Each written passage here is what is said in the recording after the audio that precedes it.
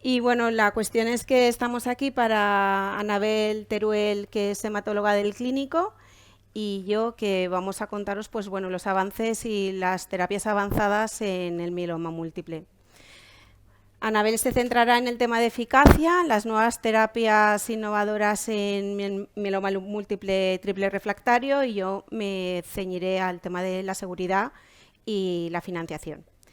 Así pues bueno, Anabel, es todo tuyo. ¿Ya te funciona ya la...? Sí, creo que sí, Ah, no del todo. vale. Bueno, primero dar las gracias a la Sociedad Valenciana de Farmacia Hospitalaria por la invitación, a Johnson Johnson por haber contado otra vez conmigo.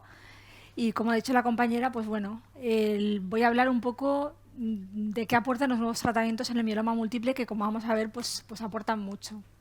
Estos son mis conflictos de intereses. Entonces, un poco la he estructurado en una serie de pasos sencillos. En primer lugar, yo creo que es importante saber, para tomar un poco de perspectiva, de dónde venimos, dónde estamos en este momento y también dónde vamos, porque esto está cambiando rapidísimamente y vamos, yo creo que en poquitos años ese escenario va a ser completamente diferente. Voy a hablar en primer lugar de la inmunoterapia, concretamente de anticuerpo monoclonal, anti-CD38 en primera línea, en los pacientes mayores no candidatos a trasplante, que así los consideramos los clínicos, los dividimos entre candidatos y no candidatos. Y básicamente voy a hablar del ensayo Maya y del esquema DRD. Posteriormente, os plantearé el árido escenario, que es bastante árido, o era bastante árido hace poco, del mieloma múltiple en recaída refractariedad. Y por último, bueno, hablaré del Mayestec 1, que sabéis que es el ensayo pivotal, que ha probado el anticuerpo anti-BCMA CD3 biespecífico. Tecvayli, ya tenemos nombre, ya tenemos desde el 1 de mayo la disponibilidad en las farmacias de los hospitales. Y por último, haré una serie de reflexiones. En primer lugar, la epidemiología del mieloma. El mieloma, como sabéis todos, es una enfermedad de pacientes mayores. La mediana de la edad está en torno a 67 años. Y es una enfermedad bastante prevalente. 12.000 pacientes vivos más o menos se estima en España con mieloma. Cada año tenemos 3.200 casos aproximadamente, un poquito más de hombres que de mujeres. Y la mediana en este momento, ahora veremos que ha pegado un cambio importantísimo de hace 20 años a la actualidad. Puede aparecer a cualquier edad, como he dicho, sobre todo pacientes mayores. El 15%, un porcentaje pequeño, sí que lo vemos, son menores de 50 años. Y el paciente más joven que tengo pues tiene 20 y pico. Que la verdad es que es complicado explicar lo que es el mieloma a un paciente tan joven con los padres. Y el problema fundamental, y quiero hacer un poquito de hincapié aquí, es que en los próximos 30 años el 30% de la población española va a ser mayor de 65 años. Es decir, vamos a esperar que la prevalencia de esa enfermedad sea muchísimo mayor y además, como vamos a ver, afortunadamente con los nuevos fármacos los pacientes viven muchísimo más. ¿Cuál ha sido la evolución del tratamiento del mieloma múltiple? ¿Este es el láser? No sé si apunta bien, no se ve. Bueno, básicamente, lo que quiero con esta diapositiva es que, ya vosotros lo sabéis de sobra, pero más de 40 años, cuando yo empecé la residencia, teníamos un escenario árido en el mieloma múltiple, desértico diría yo. Teníamos alquilantes, melfalamprednisona, teníamos dexametasona, teníamos ciclofosfamida y poca cosa más. Se introdujo las altas dosis de melfalán, que es el trasplante autólogo, y ya adivinábamos que la inmunoterapia era muy importante, sobre todo por el medio ambiente del mieloma múltiple. Se introdujo interferón, hacíamos antiguamente mantenimiento con interferón, el trasplante halogénico en esta enfermedad. La enfermedad injerto contra mieloma demostraba la importancia de controlar el sistema inmune, pero yo diría que a partir del año más o menos 2000, pues yo creo que esto empezaba a cambiar completamente. Lo que no quería ver nadie, ningún hematólogo, porque era durísimo de estos pacientes, pues bueno, pasó a ser una enfermedad con muchísimas más posibilidades de tratamiento, con una expectativa de vida completamente diferente. Con la introducción de los nuevos fármacos inhibidores del proteasoma de primera generación, bortezomib y MITS, ya teníamos la talidomida previamente, posteriormente lenalidomida, pomalidomida, doxorubicina, combinábamos en los pacientes jóvenes doxorubicina en primera línea, los candidatos a trasplante, y yo creo que sobre todo en los últimos 10 años es la era, ay, muchísimas gracias, gracias, de la inmunoterapia, la era de la inmunoterapia donde hemos introducido lo que antes eran IMID ahora son CELMoD, y tenemos iberdromida y tenemos otros diferentes, y tenemos inhibidores del protosoma de segunda y tercera generación, pero básicamente lo que tenemos son fármacos, tenemos ixazomib, elotuzumab, dirigidos a moléculas, tenemos el Inexor, que actúa sobre la exportina, y tenemos fundamentalmente la inmunoterapia. Yo diría la terapia de redireccionamiento del linfocito T. Y aquí hacer hincapié en la terapia CART y los biespecíficos en este caso. Y esto es muy importante porque esto no solo están ahí los fármacos, sino que esto ha tenido un impacto en nuestros pacientes, que es lo que todos queremos, ¿no? Que esto tenga un impacto y que sea bueno para los pacientes. Pues bueno, como veis, la supervivencia de los pacientes, concretamente aquí tenemos la supervivencia relativa a los 5 años, pues hemos pasado aquí de en torno al año 1970 a menos de un 25%, en este momento el 60% de los pacientes de la consulta están vivos a 5 años. Y aún más, la supervivencia mediana, que cuando yo empecé era 2 años, era terrible, pues ha pasado prácticamente a 8 años. Y tenemos pacientes en la consulta que los ves y que llevan 15 años y que han ido un poco beneficiándose de la introducción de todas estas nuevas drogas de forma progresiva en el tratamiento del mieloma.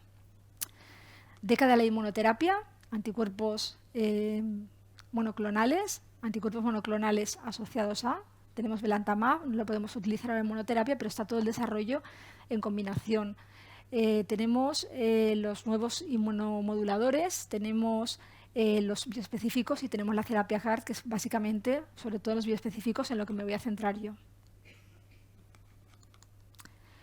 Y como he dicho, lo más interesante es que esto tiene implicación en la vida de los pacientes. Y aquí podemos ver en esta gráfica la importancia que han tenido la introducción de estos fármacos, y estos son curvas de supervivencia.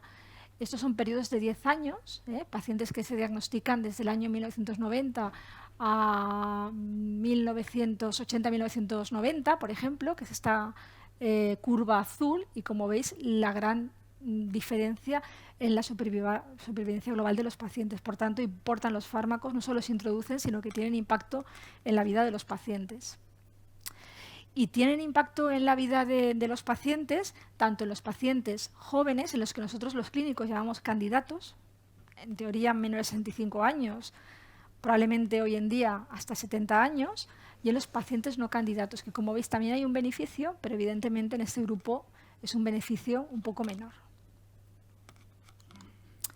Por tanto, vamos primero al primer escenario que quería repasar un poquito hoy, que es el tratamiento de primera línea de los pacientes no candidatos, fundamentalmente pacientes mayores y muchos de ellos pacientes frágiles, que como veis es un escenario de árboles donde antes había pues, un páramo que los pobres y los jóvenes no tenían nada, los mayores pues tenían mucho menos. Y poner sobre todo el foco en esto, ¿no? El tanto por ciento de pacientes y la línea de tratamiento. La importancia, diría yo, de la primera línea de tratamiento, del primer tiro que tenemos con el paciente, porque como veis, vamos perdiendo pacientes y sobre todo en la población mayor, más o menos un 30% en cada una de las líneas y prácticamente ningún paciente llega más allá de la cuarta línea de tratamiento. Y la duración de las respuestas. Evidentemente, ese primer tiro es muy importante porque puede ser el tratamiento que lleve todo el tiempo que le quede de vida al paciente y que no vea una recaída. Es muy importante para los clínicos, a la hora de poner un fármaco, saber qué paciente tenemos delante. El paciente que tenemos delante, y es muy importante la escala de fragilidad. ¿Qué paciente tenemos? Si va a tolerarnos el tratamiento o no va a tolerarnos. Si es un paciente que vamos a dar un tratamiento sintomático o no. Y en ese sentido creo que es muy importante, aparte del ojo clínico, evidentemente, de muchos años, de ver al paciente, complementarlo con algo objetivo, con las escalas de fragilidad. Aquí hay una publicación del Grupo Internacional de Mieloma que compara diferentes índices pronósticos. Y yo fundamentalmente iría a esta diapositiva. Tenemos, sobre todo dentro del grupo español, esta es una escala puramente española, la escala GAG, que se utiliza no solo en mieloma, sino en otras neoplasias hematológicas también. Y, por ejemplo, en el último ensayo grande de mieloma en pacientes mayores, utilizábamos esta escala para discernir qué tratamiento, si este paciente podía llevar determinados tratamientos o no llevarlo. Una escala superior a 42 pues, excluía la posibilidad de que el paciente participara en el ensayo clínico. También la escala CIRS y el PS, ¿no? PS0, paciente perfecto, PS4, paciente que pasa prácticamente todo el día encamado. Y es muy importante la fragilidad, porque como veis aquí, evidentemente los pacientes más frágiles tienen una peor supervivencia que aquellos pacientes que tienen un mejor estado. Y esto es pues claro, ¿no? Cuando tratamos a un paciente que tiene un montón de comorbilidades, vamos a tener más problemas y va a tener probablemente una interrupción, una reducción, una parada del tratamiento y se aprovecha mucho menos el tratamiento. Un poco como esquema general, lo que nosotros nos planteamos en la consulta cuando tenemos delante un paciente no candidato y queremos establecer un tratamiento, pues son estas cosas. Valorar qué paciente tenemos, qué tratamiento se ha llevado, qué toxicidades residuales lleva el paciente y en función de eso pues lo clasificamos, ha movido un poco la diapositiva, en paciente fit, intermedio y frágil. El paciente fit sería aquel que a pesar de tener una edad cronológica mayor de 70, 75, 80 años, es un paciente que no tiene grandes comorbilidades, que está perfecto, que hace una vida plenamente activa. Recalcar la importancia de la diferencia entre edad biológica y cronológica. No todos los pacientes de 75 años son iguales ni vamos a tratarlos igual. En este grupo de pacientes vamos a dar unas dosis plenas de los fármacos. Probablemente en el grupo intermedio también demos el esquema completo, ajustando tal vez los fármacos y un poco a veces las dudas que yo tengo aquí en un paciente frágil. Pone aquí, y en muchas publicaciones lo pone, utilizar dobletes, Lenadexa, Belcadedexa. Yo creo que en estos pacientes frágiles utilizar un doblete probablemente no sea la mejor opción. En un paciente frágil, Lena es tóxico, bortezomib es tóxico, y yo creo que estos pacientes serían candidatos a tratamiento paliativo. Es decir, probablemente la introducción de un anticuerpo monoclonal anti-CD38, ahora veremos la toxicidad que tiene, no aumente la toxicidad. Y si un paciente puede tolerar este doblete, yo estoy segura que puede llevar el daratumumab también o otro anti-CD38 para mejorar la supervivencia y tener mejores respuestas. Un poco por revisar el ensayo clínico, el ensayo que dio la aprobación al DRD en este grupo de pacientes mayores es el ensayo Maya. Es un ensayo fase 3, randomización 1:1, 736 pacientes dividido en dos ramas de tratamiento. La rama estándar, Lenadexa, las dosis habituales de 25, 21 días y dexametasona 40 miligramos semanal. Y lo mismo utilizando el daratumumab asociado al doblete. Como endpoint primario, la supervivencia libre de progresión y como endpoint secundario, supervivencia global, la PF2, PFS2, la tasa total de respuestas y la profundidad o la calidad de las respuestas que tienen los pacientes. Esas son las características del ensayo Maya, balanceadas las dos poblaciones, las dos ramas de tratamiento, la que lleva el anticuerpo monoclonal y la que no la lleva en cuanto a características de COG, de índice pronóstico internacional, y características de alto riesgo citogenético. Un poco, por hacer un poco un resumen final, yo creo que eso es un poco el spoiler, DRD, la mediana de duración de los pacientes dentro del ensayo clínico fue 42,8 meses, que fue el doble de RD. Y eso es un poco lo que pensamos, ¿no? Que a veces RD pensamos que la lenalidomida es menos tóxica, pero lo es, y a veces aquí se puede disminuir la dosis, se puede quitar y podemos mantener una eficacia del esquema. Discontinuaciones del tratamiento, 48 versus 74%. Evidentemente aquí podríamos parar la lenalidomida, aquí si la parábamos terminábamos con el esquema, dejamos al paciente únicamente con dexametasona y debido a progresión de enfermedad aquí un 23% versus un 31% en la rama control. ¿Y qué proyección tenemos a nivel de la supervivencia libre de progresión? Por lo que vemos es una diferencia a nivel de la supervivencia libre de progresión que podemos ver aquí, 52,1% tenemos aquí de los pacientes versus un 29,6%. El DRD ha sido un esquema que ha tenido un impacto importantísimo en estos pacientes en cuanto a supervivencia libre de progresión y en cuanto a supervivencia global. Es el primer esquema que ha tenido impacto en la supervivencia global de estos pacientes, que era un grupo un poco dejado, pacientes mayores, ¿no? Que no esperábamos nunca tener estos resultados. En los análisis por subgrupos, en el forest plot, vemos que hay un beneficio en todos los ítems analizados y se queda ahí un poco en los pacientes que tienen alteración, yo creo que alteración hepática por aquí o alteraciones citogenéticas, los que damos doble hit de alto riesgo. El resto tienen un beneficio. Alteraciones citogenéticas en el pronóstico tienen impacto pronóstico negativo y van peor con todos los esquemas terapéuticos. Aquí tenemos los resultados del estado del Maya en la primera valoración a los 28 meses, con un 23% de respuestas globales. Aquí tenemos la comparativa con el RD. Vemos que a lo largo del tiempo y con un seguimiento ya de 56,2 meses, pues esas respuestas se mantienen y la diferencia con el grupo control también se mantiene, habiendo en este grupo de DALA-RD unas mayores respuestas de calidad, respuestas más profundas. Un concepto muy importante que nosotros manejamos es la enfermedad mínima residual. Y la enfermedad mínima residual, ahora la veremos, estos son los resultados del ensayo Maya, 28 meses, con casi 50 meses, vemos que aumenta incluso en el brazo de daratumumab, y el concepto muy importante no solo de obtener la enfermedad mínima residual, sino de mantener en el tiempo esa enfermedad mínima residual. Estos pacientes son los que mejor van y tal vez puedan ser pacientes que en un tiempo podamos decir que estén curados.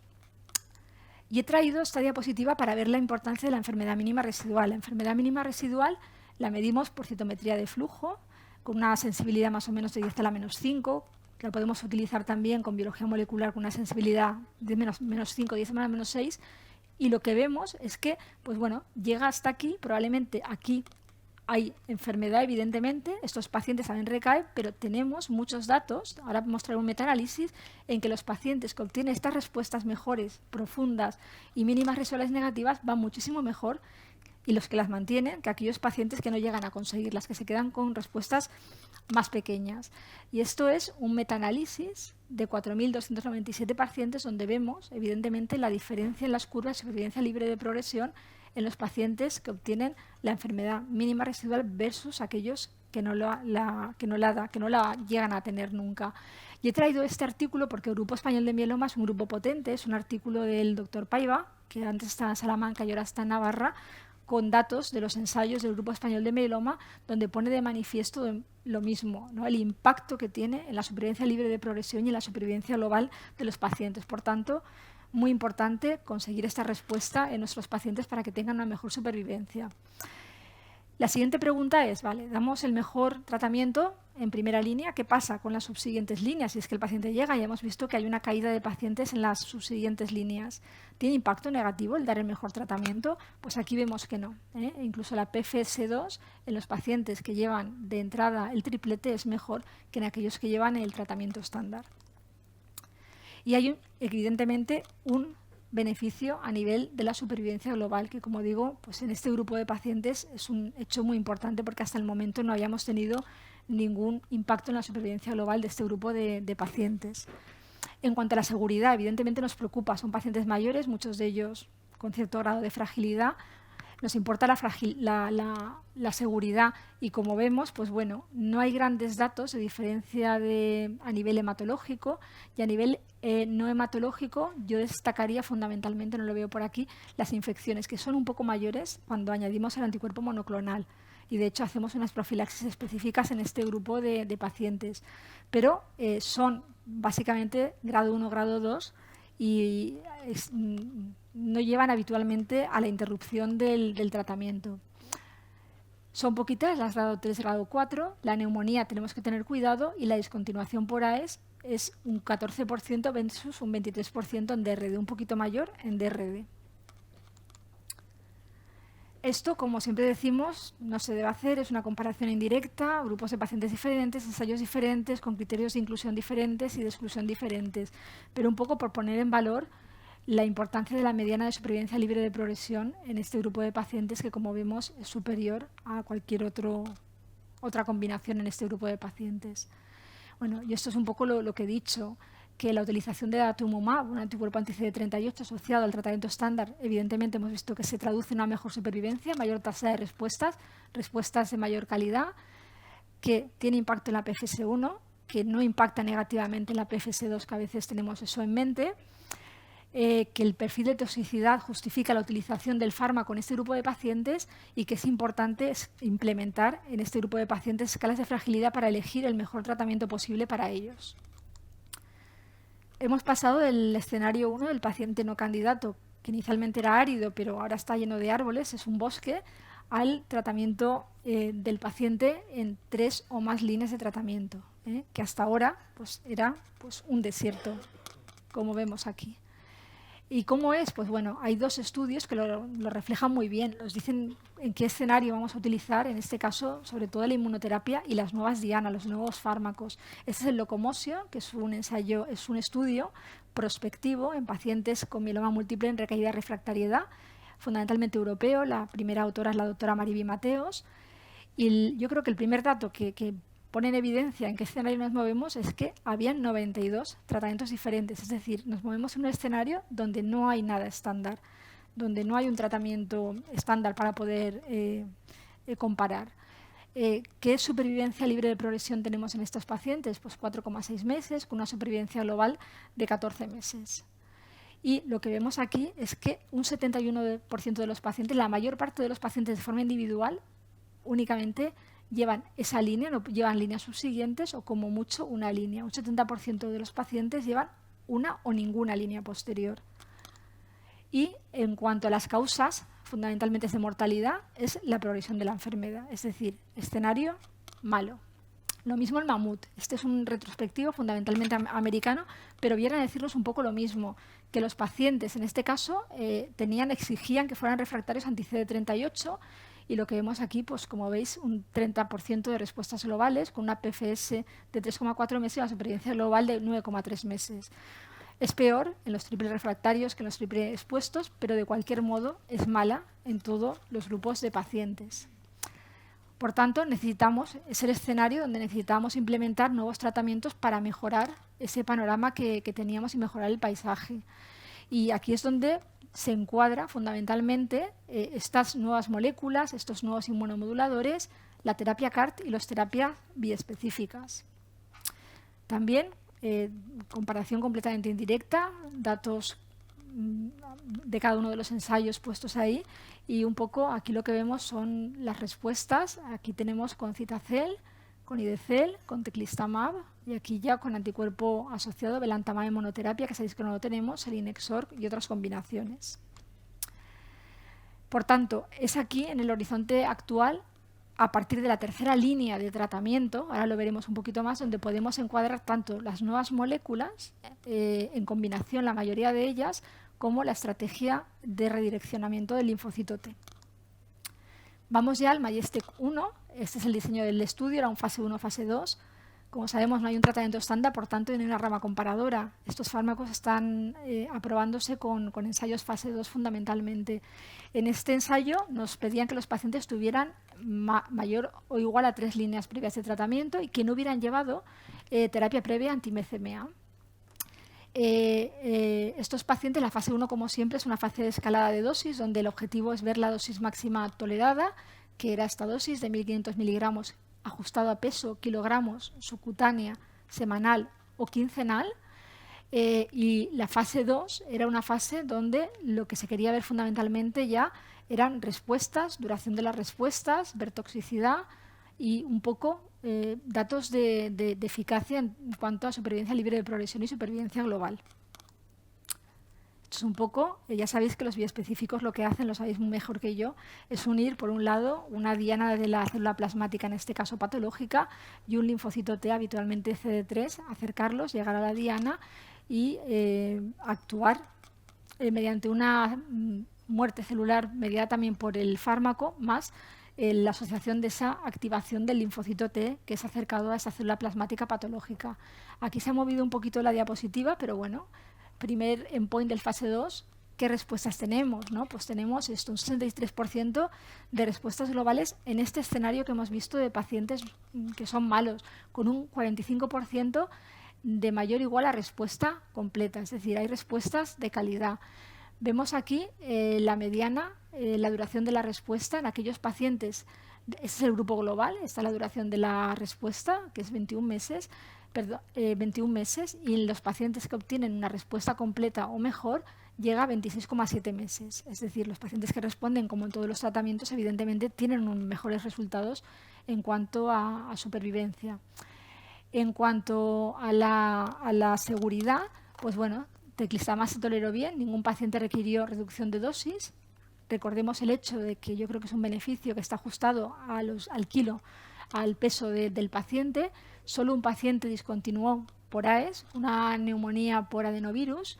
Hubo un 63% de infecciones, un 35% grado 3, grado 4 y un 5% de infecciones oportunistas.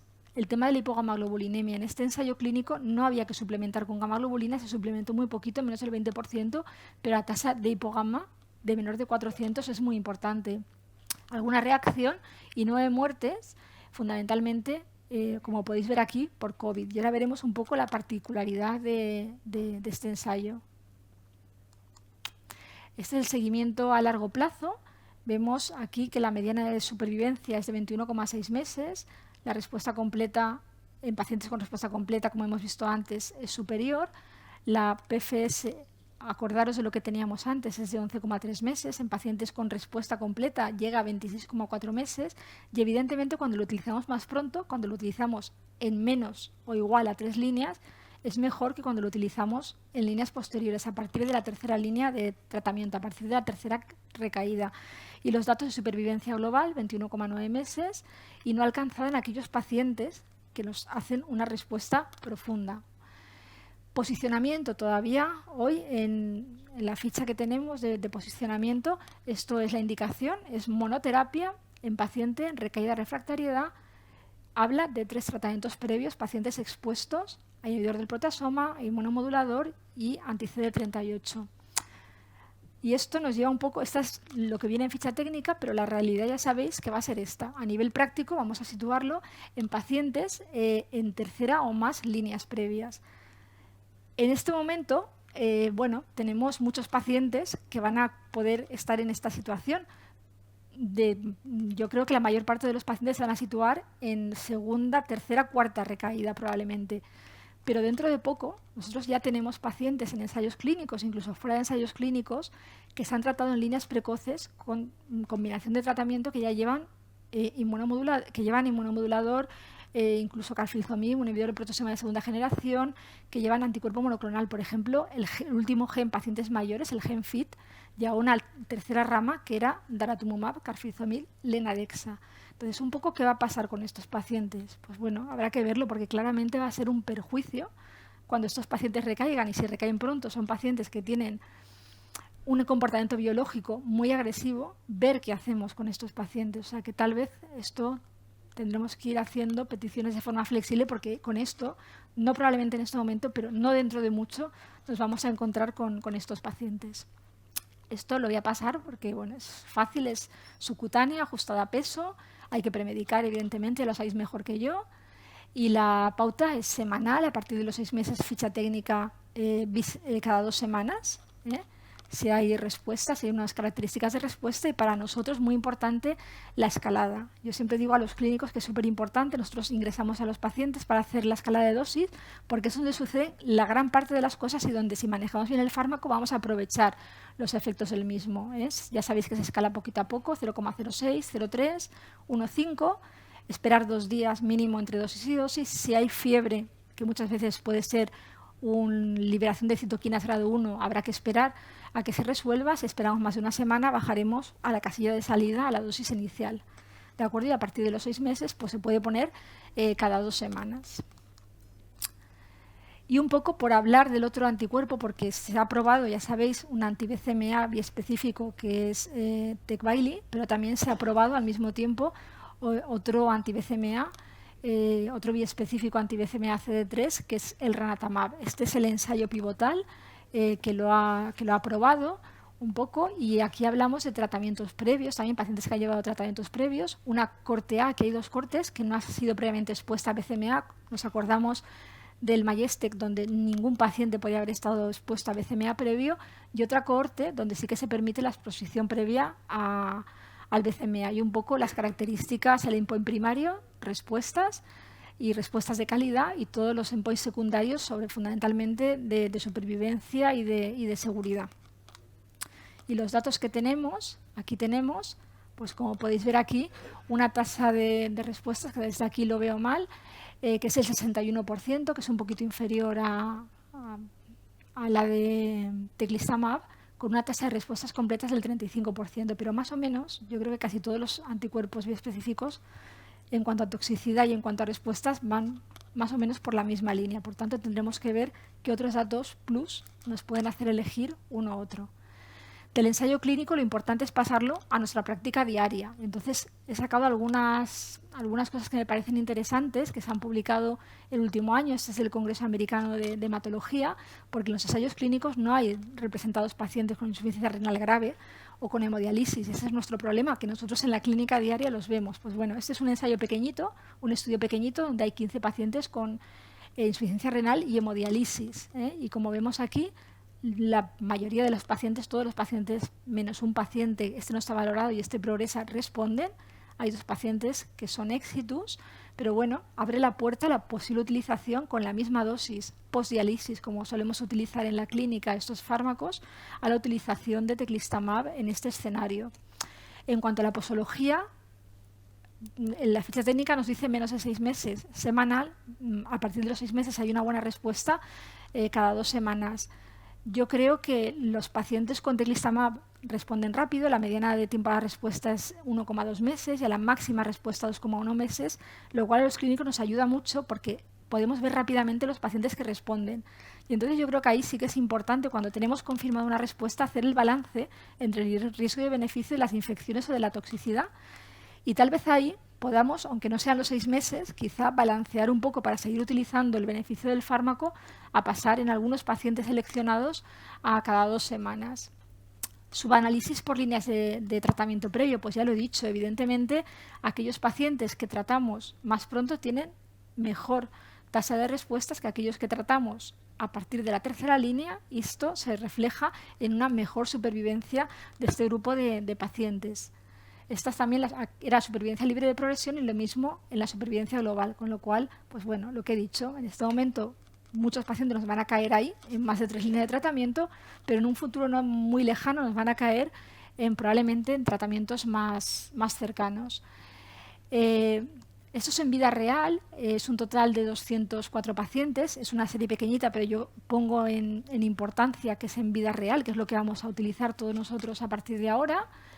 Esta es la mediana de líneas previas, 6 líneas previas de tratamiento, y aquí tenemos la tasa de respuestas de todos los pacientes y aquellos que hayan estado expuestos. Estamos en vida real, no se excluía por tanto del ensayo, a BCMA previo, que no es muy diferente a la que tenemos en el grupo global.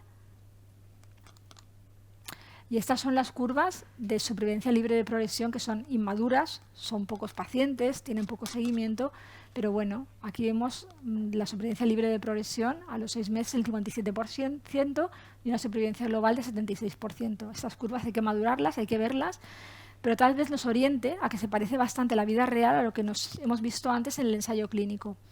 Otra población que no está representada en los ensayos clínicos son los pacientes mayores. El mieloma es una enfermedad de pacientes mayores y es lo que nos encontramos en la consulta. ¿Qué pasa con estos pacientes? Pues bueno, esto también es pequeñito, es un total de 4 pacientes, pero todos ellos mayores de 80 años. Y lo que vemos aquí es que las respuestas, 3 líneas, 4 líneas de tratamiento previo, que las respuestas se parecen, hacen respuestas y respuestas también de calidad, lo mismo que los pacientes más jóvenes y que estaban dentro del ensayo clínico. Aunque cogido con pinzas son 4 pacientes, con lo cual, pero bueno, tal vez muchos pacientes de esa edad que tenemos, que estén fenomenal, que los hay, tal vez podamos utilizar también estos fármacos.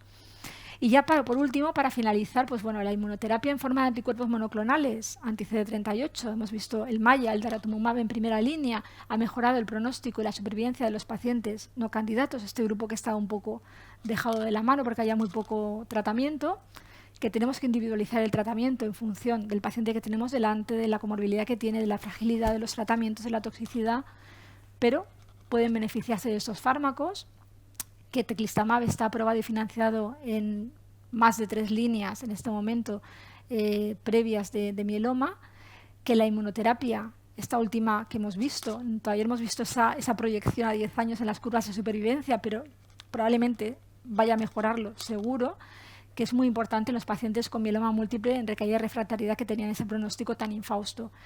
Que hay que conocer la toxicidad, que la compañera va a hablar de ella para manejarlos. Y yo creo que conociendo la toxicidad son fármacos que se pueden manejar en cualquier sitio de forma segura. Los datos en vida real yo creo que son importantes, son un plus. Probablemente es de los biespecíficos el que más datos tenemos en vida real, con lo cual a los clínicos su manejo y estos datos nos puede ayudar a la utilización. La secuencia de tratamiento, compleja todavía por definir, tendremos que ver, ¿no?, qué secuencia de tratamiento utilizamos en cada paciente. Y tanto teclistamab como daratumumab son fármacos que nos ayudan a mejorar el pronóstico de estos pacientes. Imprescindible la colaboración mutua con los farmacéuticos. Yo trabajo en el clínico y la verdad es que la relación con farmacia es excelente. Y nada, muchas gracias a todos y gracias por haber estado estas horas aquí.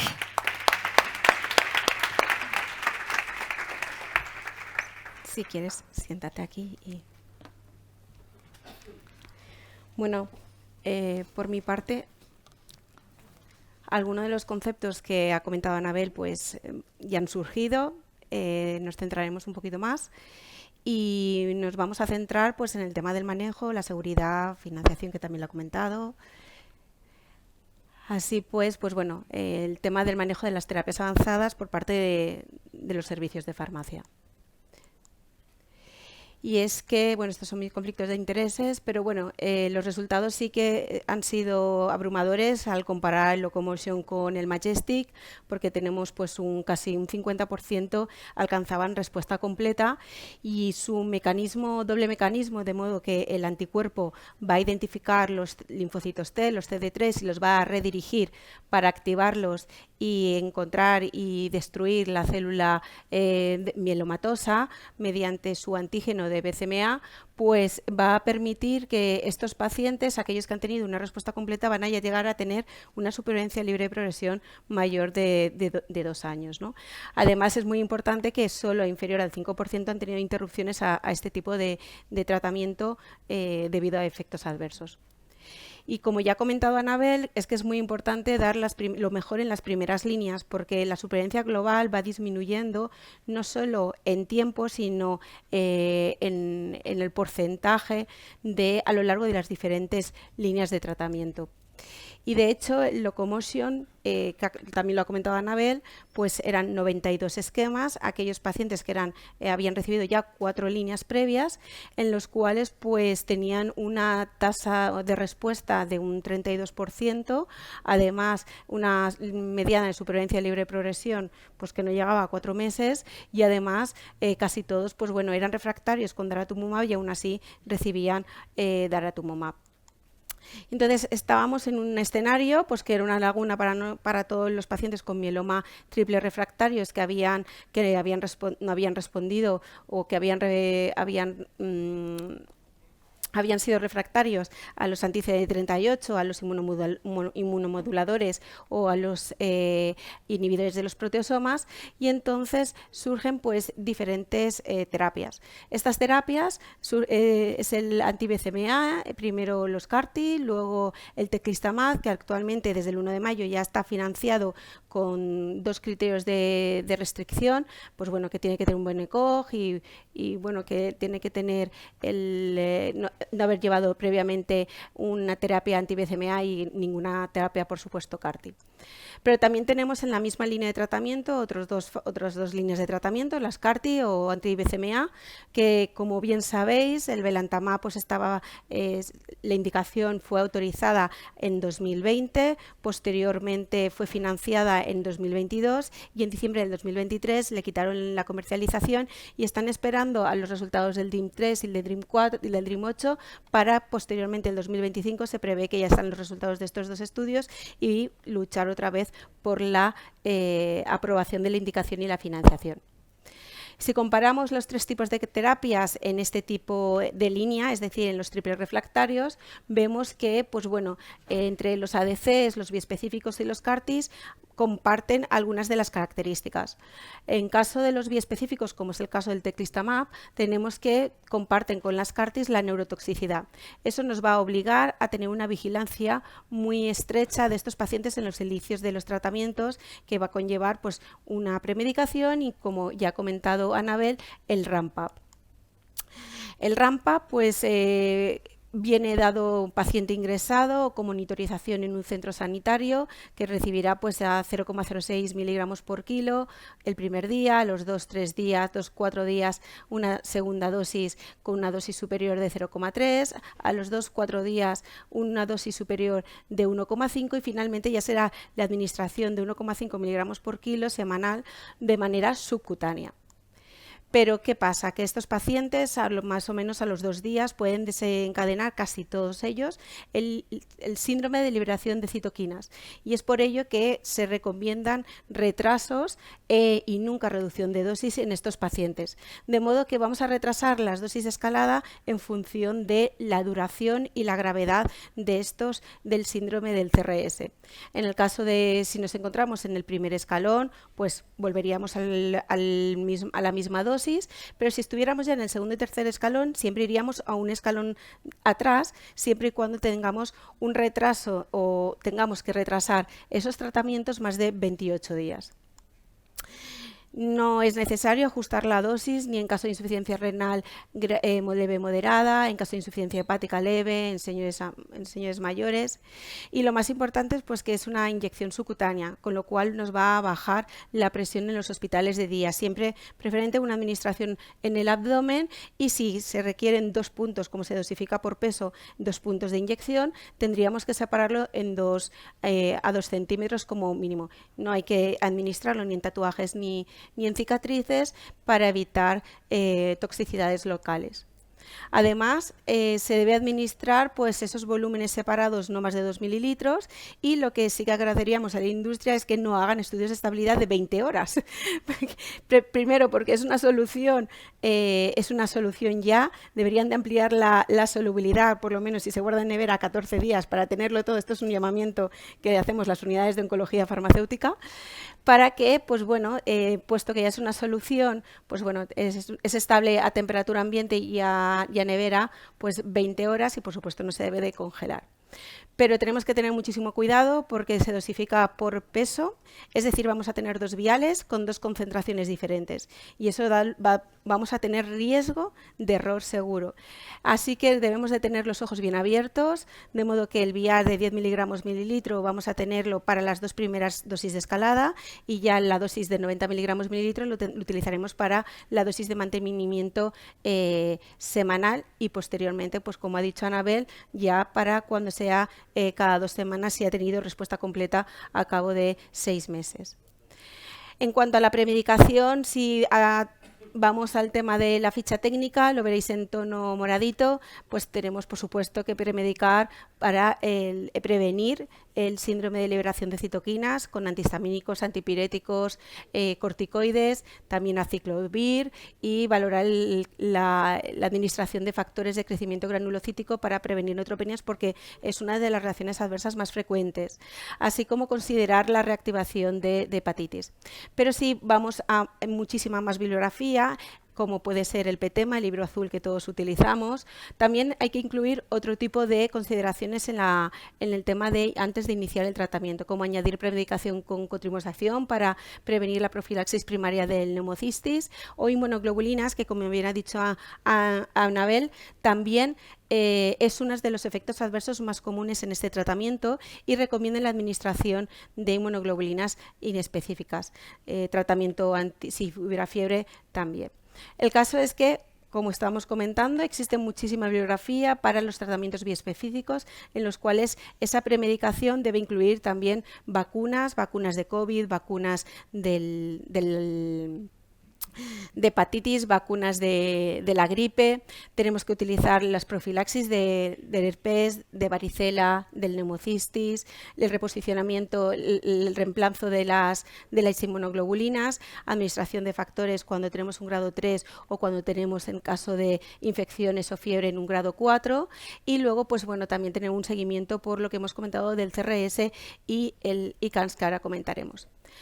También está incluido en la guía del mieloma de Castilla y León, donde pues recomiendan todo lo que estamos diciendo, es decir, que podemos encontrarlo, aunque no esté en la ficha técnica, en todas las guías debemos de incorporar la premedicación que incluye estos tratamientos biespecíficos.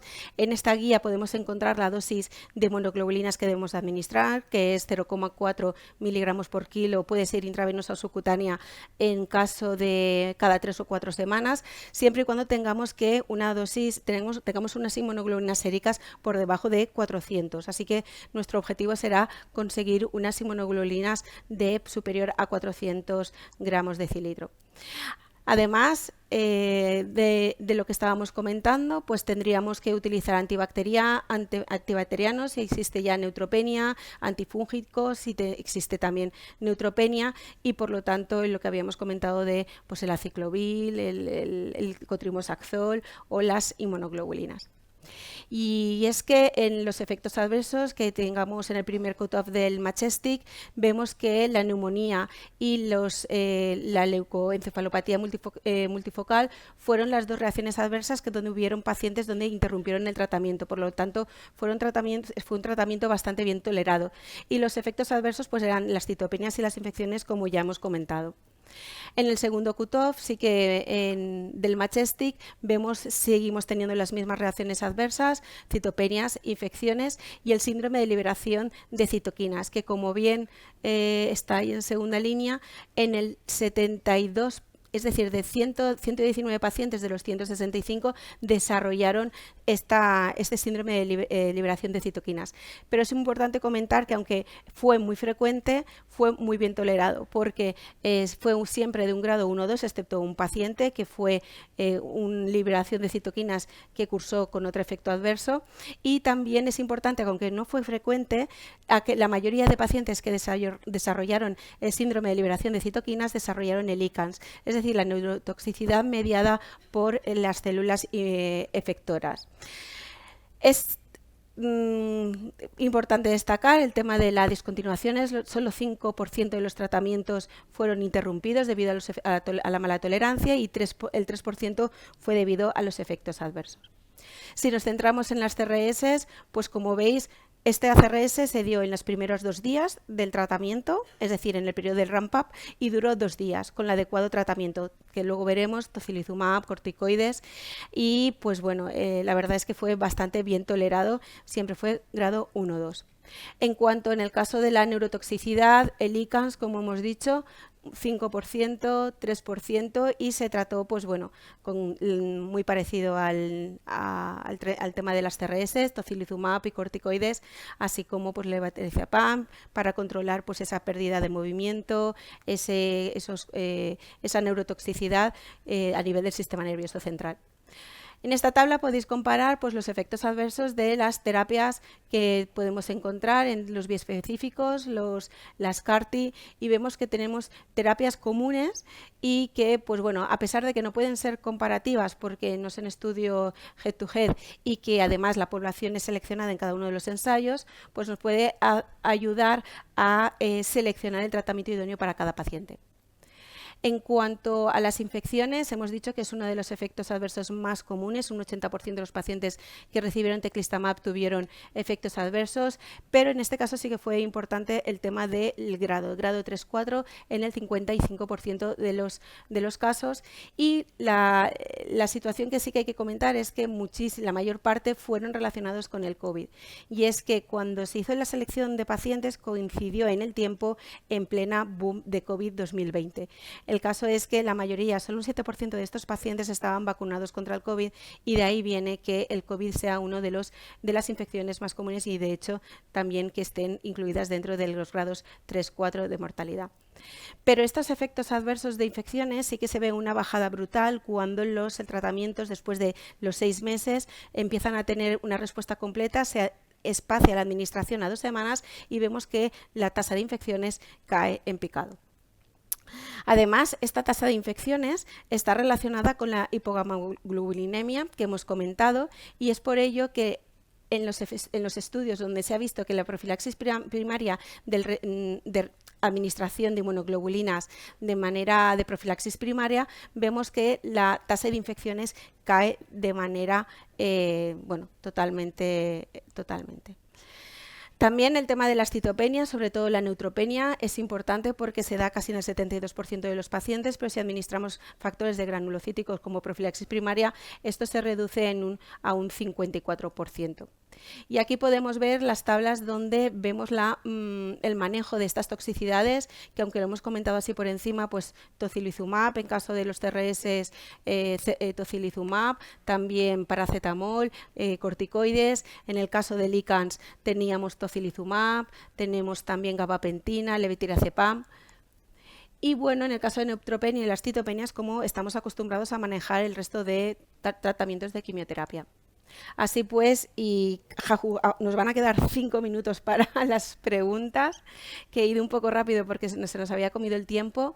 Pues el mieloma múltiple, en el triple refractario ya disponemos de terapias que antiguamente, que hasta hace muy poco era una laguna, y encima ahora tenemos oportunidades de que están financiadas, es decir, la podemos utilizar, pero que la selección de estas terapias va a depender un poco, que es una de mis preguntas para Anabel, cuándo y cómo debemos de utilizarlas, que el teclistamab es un biespecífico y que debemos de tener precaución a la hora de el síndrome de citoquinas como las CAR-T, pero que utilizamos premedicación, utilizamos las dosis de escalada y que tenemos que tener vigilancia en la administración en centros sanitarios. Y finalmente, pues estos dos efectos adversos son los efectos que son más relevantes y más específicos de este tratamiento, pero que en todos los casos han sido grados bajos, por lo tanto el manejo ha sido bueno y no ha conllevado ningún tipo de descontinuación, por lo tanto los pacientes han podido beneficiar de la eficacia de este tratamiento, que como hemos visto tienen muy pocas posibilidades. Y muchas gracias a todos.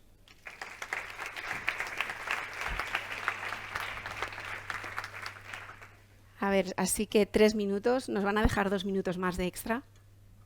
Vale. Bueno, Anabel, tenía varias dudas. La primera era que, claro, los CAR-T están solo en los centros hospitalarios de referencia. En este caso nosotros, la FE en Valencia. Mi pregunta es, ¿los biespecíficos, en este caso teclistamab, se podrían administrar en un comarcal? Es decir, los pacientes con mieloma que no tienen la posibilidad de desplazarse a centros de referencia, que tienen CAR-Ts que están certificados, ¿se pueden beneficiar de estos tratamientos y al mismo tiempo tienen la equidad de que van a tener una buena respuesta? Vamos, en la comunidad nuestra, no sé si se me olvida en este momento, sí, tenemos 2 centros, el clínico y la FE, que estamos haciendo terapia CAR-T. Entonces, la terapia CAR va a ser un poco un embudo, porque necesitamos un tiempo de manufactura, que a veces no lo tenemos por el tipo de recaída, el tipo de mieloma que tiene el paciente, o sea, eso va a ser una limitación. Y después tenemos pues los sitios que tenemos y los slots que tenemos en los centros, o sea que eso yo creo que va a ser una limitación. Por otro lado, los bioespecíficos los tenemos en la farmacia, como he dicho antes. No tenemos en este momento cuál es la secuencia ideal para poner estos fármacos. Yo creo que ahora están saliendo un montón de datos biológicos sobre todo el agotamiento del linfocito T, ¿no? Probablemente el CAR-T es un único tiro, con lo cual probablemente la reexposición, y hay algunos datos de reexposición a BCMA, pueden ir bien, pero bioespecíficos probablemente, que es un tratamiento continuo, pueda agotar más ese linfocito T y ser menos efectivo el CAR-T. Pero claro, depende del tipo de recaída que tenga el paciente. Yo creo que los centros de referencia, hasta ahora no hacíamos mieloma, hacíamos linfoma y leucemia linfoblástica fundamentalmente. Sí que los casos que tenían indicación, pues de alguna manera, todos los casos se han tratado. En mieloma estábamos dentro de ensayos clínicos, el uso expandido del CAR-T académico del Clínic de Barcelona, del ARI 002, que también se han podido enviar a los pacientes y hacerlo, ¿no? Yo creo que un poco en función, o sea, la secuenciación en función del tipo de paciente, la recaída, y se deberían poder hacer los pacientes con CAR-T, pero con un poco de sentido común y seleccionando bien al paciente. ¿Pero a nivel comarcal es una opción? Sí, yo creo que el CAR-T no. El CART, el CART está Pero aprobado en los centros que está aprobado. Yo creo que en un futuro se va a tener que ampliar, porque esto va a ser así. Esto viene el mieloma y van a venir muchos otros tratamientos. Por ahora no se puede hacer, pero yo creo que los biespecíficos sí. La toxicidad del CART es diferente a los biespecíficos. El CART sí queda síndrome de liberación de citoquinas graves, ICANS graves. En los biespecíficos, concretamente en teclistamab, nosotros en vida real hemos utilizado, yo creo que en 10 pacientes con el uso expandido y no hemos tenido ningún ICANS. Y el síndrome de liberación de citoquinas que hemos tenido ha sido grado 1. Los pacientes han hecho fiebre. Fiebre que tienes que cubrirte las espaldas, que no sea infecciosa, tal. ¿y No les hemos utilizado en ningún caso, tocilizumab? no, en ningún caso. Un ICANS grado 1 no es indicación de hacer tocilizumab, es indicación de seguir, aunque ya hay datos que no parece que interfiera, ¿no? En el síndrome de liberación lo que no se debe hacer es poner corticoides, porque no es efectivo, porque aumentamos, ya son pacientes muy inmunodeprimidos, que van con neutropenia, que van con hipogammaglobulinemia, que tienen riesgo de infecciones atípicas. Entonces, digamos que la dexametasona o lo utilizamos la hidrocortisona en el ICANS únicamente. Y aquí utilizaríamos tocilizumab, pero ya digo que en la vida real nosotros, en nuestro centro, de los 10 pacientes en vida real que hemos utilizado en el uso expandido, no hemos utilizado ninguno tocilizumab. Yo creo que hay que tenerlo, hay que saberlo utilizar, pero con un buen entrenamiento, no sé, quiero decir, en muchos pacientes se pueden utilizar y no hay grandes complicaciones. Yo creo que se puede hacer en cualquier centro, pero que requiere de un equipo que esté concienciado, que conozca el fármaco, que conozca la toxicidad, que haya un tocilizumab en el servicio de farmacia por si acaso, pero yo creo que se puede utilizar y se debe utilizar. De hecho, preparando la charla encontré hasta una, que no lo he puesto porque sería tirarnos piedras sobre el tejado, que incluso en ciertos casos se ha utilizado el tocilizumab de forma profiláctica. Ya, sí, no está recomendado. Yo lo he visto en alguna Sí, bibliografía y he dicho... en algún sitio está, pero ya te digo que yo no creo que esté indicado hacer tocilizumab profiláctico porque no. Porque la mayor parte de los síndromes de liberación son grado 1. Ya te digo que yo lo único que he tenido ha sido fiebre, que he tenido que espaciar un poco, hacer cultivos, dar tratamiento antibiótico. Y yo creo que en un paciente he llegado otra vez a la casilla de salida porque se ha extendido más de 7 días, estando en el primer escalón de subida de terapia, pero nada más. Entonces, en ese caso, ¿no habéis necesitado el retraso para volver a iniciar dosis de escalada inicial? Solo en ese paciente. De los 10 en Sí. uno. Sí. Un 10%. Vale. Y entonces, ese efecto adverso supuso 24, 48, ¿en cuánto tiempo, o sea, en qué grado de escalada estaba? ¿En el primero, en el segundo, en el tercero, en el mantenimiento? Estaba en el primer grado de escalada, hizo un primer pico febril que tratamos con antibióticos, hicimos cultivos, siempre se recomienda hacer cultivos, cubrir con antibióticos, yo creo que eso es importante porque son pacientes en tercera línea posterior con todos los factores de inmunosupresión extras, también por el tratamiento. Volví a hacer otro pico de fiebre, no dimos... en este caso tampoco antiinterleuquina 6 y lo que hicimos es una monitorización de los cultivos del paciente, no tenía hipotensión, no tenía desaturación, por tanto era un grado 1. Entonces volvimos porque ese paciente se prolongó un poquito más a la casilla de salida y a partir de ahí ya pudimos subir la dosis cada 48 horas, llegar a la dosis tope de 1,5 miligramos y a la siguiente administración en hospital de día ambulatorio. Ambulatorio no hemos tenido ningún problema. Ninguno de los pacientes que ponemos en hospital de día nos ha hecho ninguna complicación, aparte de las infecciosas, que sí que hay que tener muy en cuenta. Yo siempre digo que hay que ver, y pensar en las infecciones, y no solo en las infecciones habituales, sino en las infecciones poco habituales. Infecciones respiratorias, infecciones gastrointestinales. Tuvimos una bacteriemia por salmonela, por ejemplo, como cosa en un paciente.